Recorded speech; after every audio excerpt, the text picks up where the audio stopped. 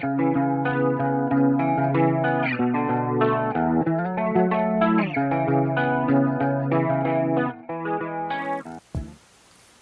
tout le monde, je vous retrouve aujourd'hui pour vous parler de mon accouchement. Alors avant de commencer, je tiens à préciser, cette vidéo, elle n'est pas du tout, mais alors pas du tout préparée. Donc je vais faire un petit peu au feeling, j'espère que ce sera pas trop le désordre. Alors, avant de commencer vraiment dans le vif du sujet pour l'accouchement, donc j'avais dit dans ma dernière vidéo que en fait, la dernière semaine je me sentais fatiguée, nauséeuse, comme malade en fait. Donc j'étais pile poil à 39 semaines aménorrhée. J'ai passé ma journée un peu sur le canapé, un peu comme d'habitude, mais j'avais dit j'avais quelques douleurs au niveau du col, de la fatigue, de la nausée, j'avais pas très faim. Je me sentais bizarre. Arrivé le soir, mon chéri rentre du travail et on discutait tous les deux. Je lui disais tiens c'est bizarre, j'ai des décharges dans le col, mais pas comme d'habitude. Elles n'étaient pas aussi virulentes, je sais pas, ça faisait un effet qui était totalement différent de ce que je connaissais. Et j'ai commencé à avoir un petit doute, mais bon, j'ai préféré rien dire. Vers à peu près 21h30, quelque chose comme ça, j'ai l'impression de sentir un peu mon ventre qui se durcissait, pardon. Mais c'était pas du tout douloureux. Je me suis dit, bon, c'est peut-être des contractions, ou je sais pas trop, enfin... Et j'ai décidé d'aller me coucher avec un bouquin que mon chéri m'avait acheté le même jour, que d'ailleurs j'ai toujours pas en gros commencé, enfin en gros j'ai lu 10 pages. Ce livre-là c'est, je crois que c'est Ma deuxième vie commence quand je comprends j'en ai qu'une, quelque chose comme ça, je sais plus trop le titre, excusez-moi. Mais en gros voilà, depuis j'ai trop envie de le lire en plus, mais j'ai pas le temps. Enfin bref, ça c'est une autre histoire. Mon chéri il prend le bouquin mais en fait il s'endort dans les 5 minutes qui suivent parce que voilà il a vu sa semaine de boulot donc il était crevé. Et moi je lui disais rien mais en fait je commençais à avoir des petites contractions qui me faisaient pas trop mal hein, bien sûr mais voilà, ça se faisait chanter que le travail était en train de se mettre en route en fait. Et à un moment, ouais, il était déjà bien 22h30 hein, facile. Je me suis dit bon je vais peut-être sortir discrètement mon portable, je vais peut-être commencer à calculer parce que ça fait plusieurs fois que je sens quand même des petites contractions, c'est pas trop douloureux mais voilà je le sens quand même. Et en fait, quand j'ai commencé à calculer, j'étais déjà toutes les 10 minutes. Bon, je me suis pas alarmée ni rien, sachant qu'en plus j'avais pas mal et je me suis dit de toute façon tu partiras à la maternité que vraiment si t'as mal quoi. En attendant, tu vas faire ta nuit et puis c'est tout. C'était déjà 23h, un peu plus de 23h, je sais plus. Alors j'ai décidé d'essayer de m'endormir, mais en fait les contractions en fait elles devenaient de plus en plus fortes. J'ai l'impression que ça se rapprochait un petit peu donc. Voilà, je dormais pas, je regardais mon portable, je calculais, je regardais les deux. Au bout d'un moment, j'ai commencé à avoir mal au ventre. Et en fait là, ça m'a donné un mal de bide en fait, comme quand vous avez une touriste là quoi. Enfin voilà, je suis partie aux toilettes me vider, hein, faut le dire. J'avais déjà entendu dire que ça pouvait être aussi des signes comme quoi on allait accoucher ou choses comme ça. J'ai pas été mal de la journée, enfin voilà. Bon bref, je retourne au lit, je me dis bon c'est peut-être parce que mon corps il n'est pas habitué à avoir ce genre de sensation. Bon. Mais non, 5 minutes après, rebelote, je retourne aux toilettes, je fais bon là c'est pas super. Et en fait en même temps d'être aux toilettes, j'ai perdu le bouchon muqueux. Bon alors là je me suis dit quand même, t'as des contractions, c'est ouais c'est une minute. Attendez, je crois que j'ai dit des conneries. Je vous ai dit des bêtises. Mes contractions elles étaient déjà toutes les 7 minutes. Parce qu'elles sont passées à 5 minutes super rapidement. Non, elles étaient à 7 minutes mes contractions depuis le début, justement, je dis vraiment n'importe quoi. 7 minutes, le bouchon muqueux, j'étais aux toilettes, je fais bon, je commence à avoir mal, je me suis dit je vais descendre. Désolée, ma vidéo elle part dans tous les sens, je vous ai dit c'est un peu spontané. Et non mais oui c'est ça, c'est au moins toutes les 7 minutes, voilà. On reste sur 7 minutes de base. Je suis descendue en bas, autour de minuit, quelque chose comme ça. Et j'ai commencé à me poser parce que ça commençait à me faire mal. Je suis passée très rapidement à 5 minutes, pas 2 heures, même pas 2 heures, 1 heure et demie de temps. Mais je voulais pas aller tout de suite en fait en mater parce que des fois ça repartait sur 6 minutes. Et puis même, j'étais pas non plus mal. C'était pas non plus insupportable. Donc au bout d'un moment je prends mon portable et en fait j'envoie un message à ma grande sœur qui a vu un bébé elle a eu un bébé en fait l'été juste avant. Donc moi je suis tombée enceinte, elle venait d'accoucher en fait. Donc je lui ai envoyé un message et elle dormait pas. Et alors en fait on a parlé toutes les deux un petit peu comment je me sentais, tout ça. En gros elle m'a aidé aussi à me canaliser, à respirer. Je vous avais parlé aussi que j'ai fait beaucoup de sophrologie pendant ma grossesse. Et là c'est le moment de vous en parler, que ça a été un super élément de faire sophrologie, relaxation, respiration. Parce que du coup j'ai fait ça pendant tout le long dans la maison. Je faisais du ballon, j'étais sur le canapé, je m'asseyais sur le ballon, je m'appuyais contre le canapé. Voilà, je respirais, je soufflais, je prenais sur moi. Et en fait, ma sophrologue, elle m'avait donné une image comme si j'étais en pleine mer, comme si je nageais et que d'un coup il y avait des grosses vagues, comme des gros rouleaux. Il faut imaginer que plus les contractions deviennent fortes et longues, plus il faut s'imaginer en fait rentrer dans la vague. Et quand elle se calme, c'est on ressort et on se détend un petit peu, voilà, on se relaxe. Et j'ai fait ça, ça a été magique. Donc je me dis, si un jour elle regarde ma vidéo, merci encore. Parce que ça m'a aidé, mais à un point, j'aurais jamais pensé pouvoir travailler autant toute seule comme ça chez moi. Donc je disais, voilà, je faisais mon travail chez moi. Voilà, entre le ballon, le canapé, enfin comme je vous ai raconté. Et plus ça passait le temps et plus je me disais là ça commence à faire de plus en plus mal et je savais là que c'était sûr ça serait pour aujourd'hui, soit cette nuit ou le lendemain, mais c'était le moment. On avait déjà préparé du coup les valises avec Chéri, mais forcément il y a toujours le sac de dernière minute à préparer avec le dossier, les dernières petites choses à mettre comme par exemple voilà, des petits paquets de gâteaux pour Chéri, une bouteille d'eau pour lui, enfin des choses comme ça. Ce qui fait qu'en fait entre chaque contraction, et ben je peaufinais en fait mes sacs parce que je voulais qu'il dorme le plus possible, je voulais le réveiller vraiment qu'au moment du départ. Je suis montée là-haut, je vous avoue j'ai pas fait une douche entière, c'est-à-dire j'ai plutôt toiletté avec un gant parce que je commençais tellement à avoir mal que en fait, je me voyais plus aller dans la douche et là mes contractions elles étaient passées à 3 minutes. Donc il fallait que je me disais là il fallait que je parte en fait. Et je vous dis ça, du coup, il était à peine 3h30. Alors voilà, j'étais dans la salle de bain, j'ai fini voilà, 2-3 choses à ranger et je suis allée voir du coup mon chéri. Et je lui ai dit là, mon petit cœur, il va falloir qu'on parte à la maternité. Et il m'a répondu, la tête dans les fesses, hein. Pourquoi parce que si tu veux, là, je pense que je vais accoucher en fait. Alors ce qui est drôle, que je vous ai pas dit, c'est que lui en fait, ce samedi, donc là, quand il est entré du boulot, il a dit à ses collègues, je suis sûre ma femme va accoucher ce week-end. Il me l'a dit en rentrant en plus ce soir-là, et je le réveille cette même nuit, et il me dit, pourquoi? Non, non, non. Donc il se lève, il met du coup tout ce qui est sac dans la voiture. Moi en attendant je gérais mes contractions parce que j'avais pas beaucoup de répit entre chaque contraction. Parce que j'étais voilà, toutes les 2-3 minutes et mes contractions duraient, j'arrive plus à dire exactement, mais en gros 1 minute quasiment. Enfin, en gros j'avais entre 1 ou 2 minutes de répit à chaque fois. Il était temps qu'on parte. C'est vrai que le trajet en voiture quand on a des contractions, je trouve ça horrible, ça fait mal. C'est pire, en fait on est tellement assise qu'on ne peut pas se mouvoir. En plus il faisait super froid donc le temps que la voiture chauffe. Enfin voilà, au mois de mars, pour vous dire, quand j'ai accouché, le lendemain il a neigé chez nous alors qu'il n'avait pas neigé l'hiver. Voilà. On arrive à la maternité, je sors de la voiture, je perds les os. Et j'ai dit à mon chéri, alors j'ai quand même rigolé, malgré la douleur que j'avais eue dans la voiture, tout ça. T'as de la chance que j'ai pas perdu les os dans ta voiture. Parce que les sièges en cuir, c'était cadeau.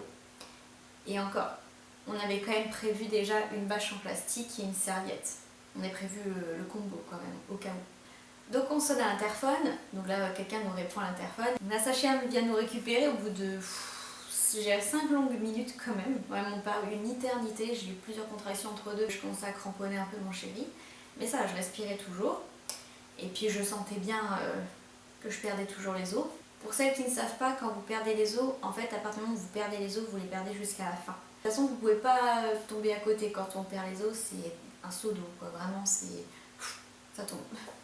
Du coup, nous voici dans la maternité, on monte là-haut et j'étais la première femme de la nuit, donc il n'y avait personne d'autre, donc j'étais contente. C'est vrai qu'à partir du moment où vous perdez les os, l'intensité des contractions devient vraiment plus forte. Enfin, c'est incroyable le changement en si peu de temps qu'il peut y avoir. Là, je commençais à avoir bien mal. Elle m'avait demandé si je voulais la péridurale. Et je lui ai dit oui, je veux bien la péri, oui. Mais oui, là, je commence à pas être très bien. Mais ça, je gérais quand même. Du coup, elle m'a fait un contrôle et j'étais déjà dilatée à 4 quand je suis arrivée, 4 cm. Voilà, le travail c'était vachement bien fait et tout, super. Donc l'anesthésiste arrive pour me poser la péridurale. Parce que oui, de toute façon, moi je voulais pas tenter le diable et faire sans péri. J'ai super bien géré mes contractions jusqu'à présent, mais je savais pas comment j'aurais tenu en fait par la suite. Si j'allais ou pas en fait avoir beaucoup plus mal, je suppose que oui, le passage, enfin tout. Donc il m'a posé la péri. Personnellement, je fais partie des filles qui ont eu mal quand même. Je suis pas douillette des piqûres, j'ai des tatouages, j'ai pas peur des vaccins, enfin les piqûres ça me fait rien du tout. Et quand il m'a piqué en fait la première fois, j'ai vraiment senti comme une bonne décharge électrique dans le dos. J'ai bien cramponné d'ailleurs mon chéri et c'est vrai que bah, j'ai pas kiffé. Hein, j'ai pas kiffé. J'avais du coup la petite dosette pour doser moi-même ma péri et en fait je voulais pas trop en mettre parce que je voulais quand même continuer toujours à sentir un minimum aussi comme le travail. Donc pas quelque chose de douloureux mais voilà, je voulais quand même sentir un peu.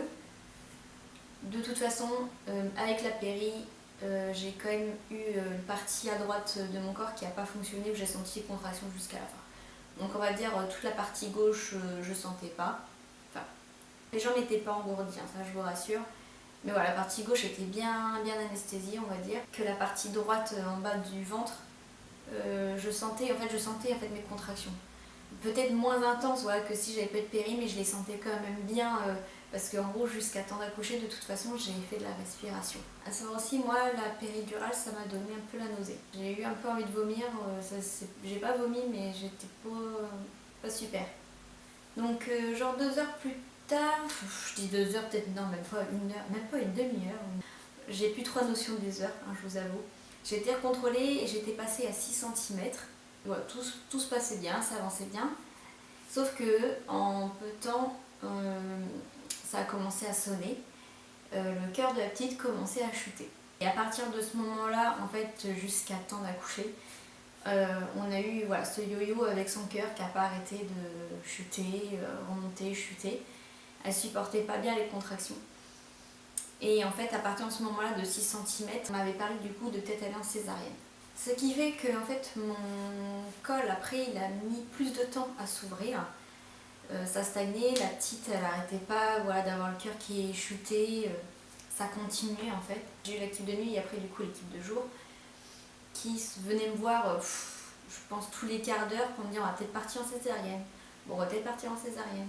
Et il y a un moment, je me suis dit, bon, bah de toute façon, on va falloir qu'ils se décident et qu'ils me disent qu'est-ce qu'on doit faire parce que bah, ça commençait un peu à nous inquiéter aussi. Et la gynécologue est venue me voir au bout d'un moment avec une sage-femme et contrôlée. Et en fait, il me restait, en gros, j'étais quasiment à 10, il me restait rien à part une petite membrane. Mais voilà, elle me disait là, le problème c'est qu'il faut qu'on se décide réellement parce que votre bébé il est en souffrance.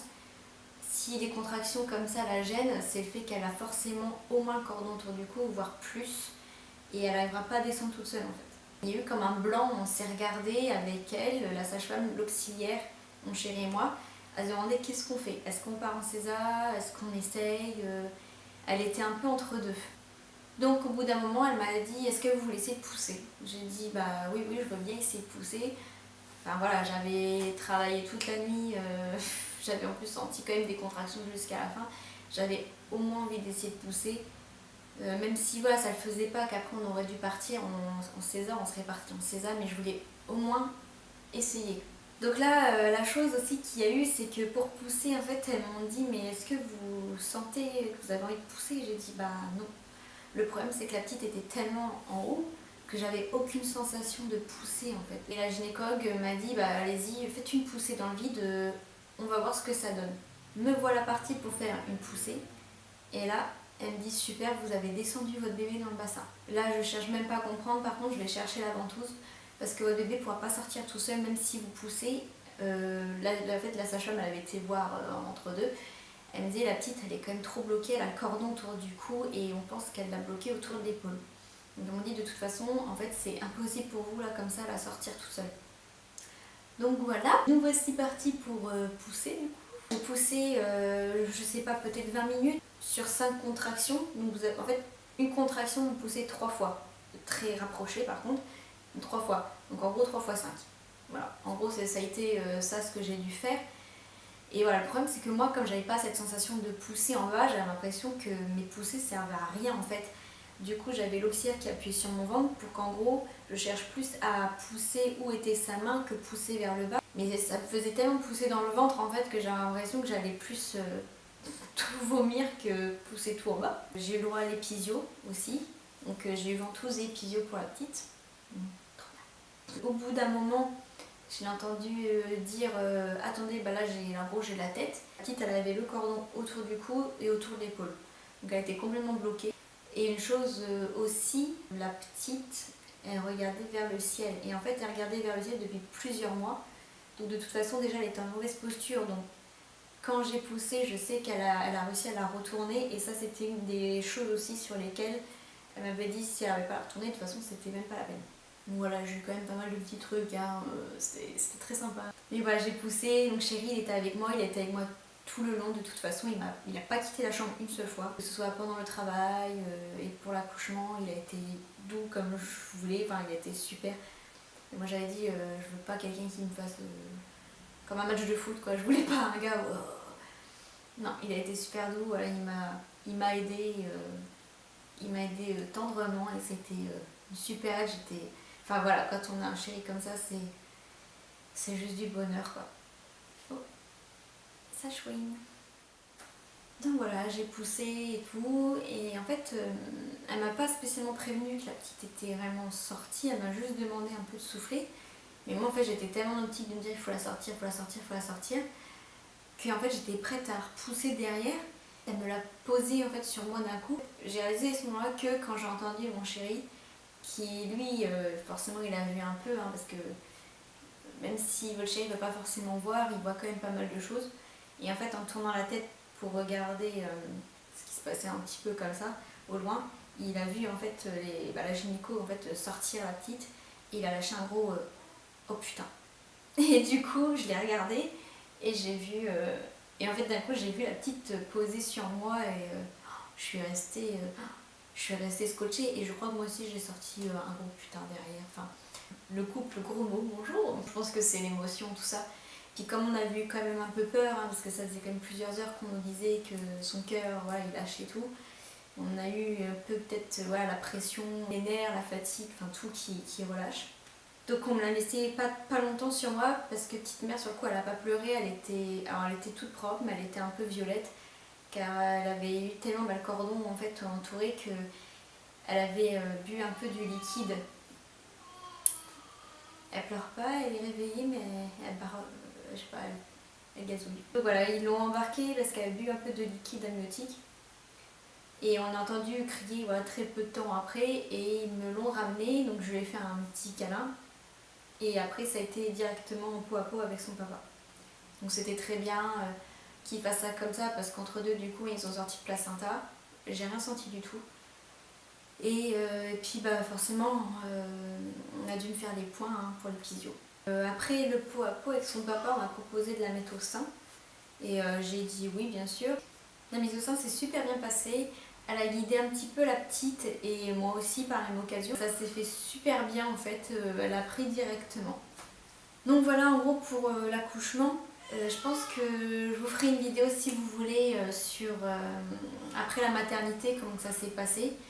L'allaitement, j'ai allaité la petite pendant pas très longtemps, j'ai allaité un mois entre guillemets environ. Du coup je vous ferai une vidéo si vous voulez sur mon séjour en maternité, sur l'allaitement, le positif, le négatif, moi comment je l'ai ressenti. La petite elle commence à chouiner, je vais devoir vous laisser. J'espère que cette petite vidéo vous a plu. Si vous avez des questions, n'hésitez pas à me les poser surtout. J'ai peut-être en plus oublié des petites choses par-ci par-là. En quoi j'en parlerai pendant le séjour à maternité qui va venir du coup très vite. J'espère que ça vous aura aidé, que surtout ça ne vous aura pas fait peur. Un accouchement, même s'ils ne sont pas tous pareils, demain j'y retourne, il n'y a pas de problème. Voilà, j'avais vraiment peur de ça Je pensais vraiment que j'aurais été trop douillette, mais en fait, non, ça peut se faire. Après, voilà, il y a des seuils aussi, je pense. Mais ça doit quand même vous donner du courage. Et ben, je vais vous laisser. Je vous fais des gros bisous. Surtout, prenez soin de vous et je vous dis à très vite. Bye bye!